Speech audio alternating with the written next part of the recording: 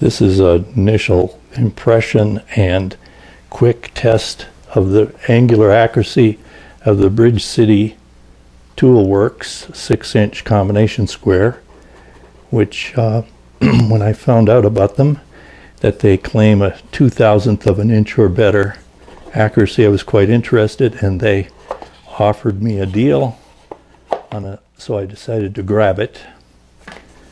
My initial look at this, it has a nice box.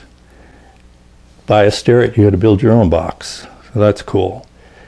So the scale is nicely matte finished.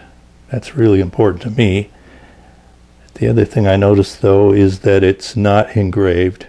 That's not great.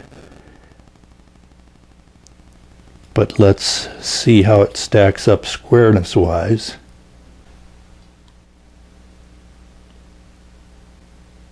So over here I've got a granite surface plate. I've got a cylinder square which is very accurately made.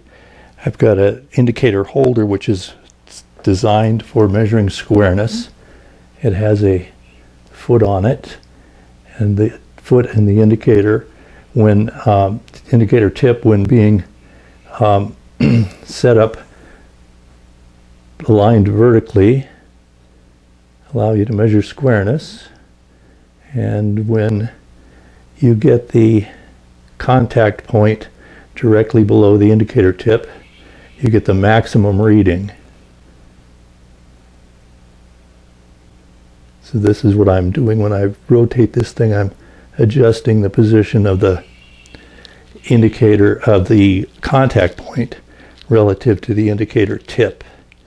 And you can see I've got it pretty well set up to read 0 on that square. And you can see also that the positive direction, clockwise rotation on the indicator, indicates that the indicator is being pushed in. So a positive reading on with respect to 0 would mean that the angle we're measuring is obtuse. A negative reading is acute. So now we'll go to, I'm gonna let me zoom in a little here.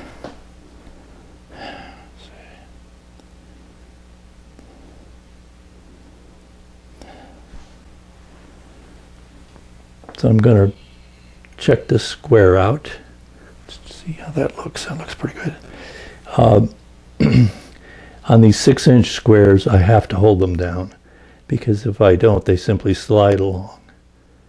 So we contact the square, and we see that we're on the order of 3/1000ths off, which is not according to their specification. They say 2/1000ths, but okay, let's flip this scale in the head and see what we get.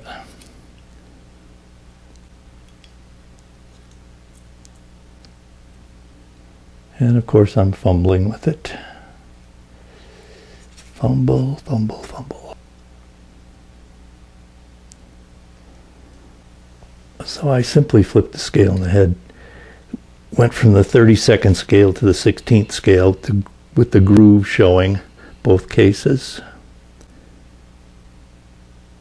And now we see, oh yeah, less than 1/1000th. Now, one of the things you notice right away when you're actually doing this is it depends on how you hold this head. If I'm holding it right near the scale and push down pretty hard, that's what I've chosen to use. But if I hold it back here, see, I get like 2 or 3/1000ths, and so that means that this surface is not quite flat. It's varying a little this way, and they're not perfect. They all do that. So the repeatability of these measurements, it leaves a lot to be desired. But I have measured all 3 of my scales this way, and I did do a comparison, which I'm going to show you now. Another thing that becomes clear when you use this is that the scale is not flat. It's bowed in this direction. You can see that it, let me see if I can get it. There we go. It's bowed. So when I hold it, it rocks back and forth. The Starrett that I complained so much about being not square, that scale's dead flat. This is the way. This is not hardened. I'm sure it can be easily straightened, but this is the way it was delivered. So I tested all three of my 6-inch combination scales this way, and this chart compares the results. Down here in blue is the Starrett that I worked on for about an hour, and what we have here is the squareness error in inches, acute this way, obtuse that way, 0 in the middle. Starrett's blue, Empire's green, and Bridge City ToolWorks is red. The one configuration that's 3/1000ths plus off is over here. The other three configurations are quite good, especially these two, which turn out to be the 1/16th scales out. So, you know, if you really need it square, that's the way you want to use it.